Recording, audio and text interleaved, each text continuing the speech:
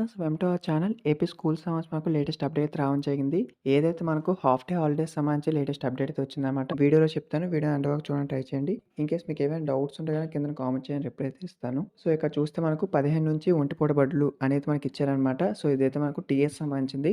So, ఏపీకి సంబంధించి ఇంకోటి చెప్తాను వీడియో ఎండింగ్‌లోని వెయిట్ చేయండి. సో, రోజు రోజుకు మనకు ఎండలు తీవ్రమవుతున్న నేపథ్యంలో అయితే ఒంటిపూట బడులు నడపాలని విద్యాశాఖ నిర్ణయం తీసుకుందనమాట.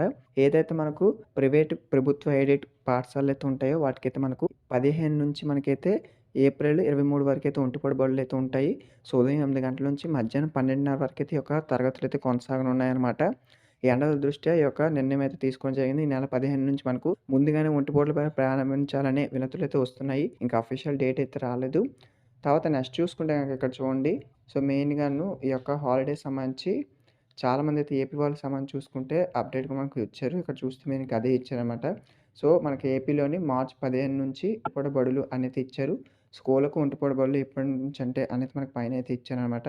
ఏపీలో మనకి ఎండలు కూడా ఎక్కువ ఉంటుందా మార్చి ఒంటిపూట బడులైతే నిర్వహించాలని విద్యాశాఖకైతే ఈ యొక్క చాలామందైతే రిక్వెస్ట్ చేస్తున్నారు. వారం రోజుల నుంచి రాష్ట్రంలోని చాలా ప్రాంతాల్లో పగటి ఉష్ణోగ్రతలు మనకి ఎక్కువగా ఉన్నందున సో, ఈ యొక్క నిర్ణయం తీసుకున్నారు. సో, మార్చి మొదటి వారం నుంచే ఒంటిపూట బడులు నిర్వహించాలని మనకైతే అనుమతులు ఇచ్చారు.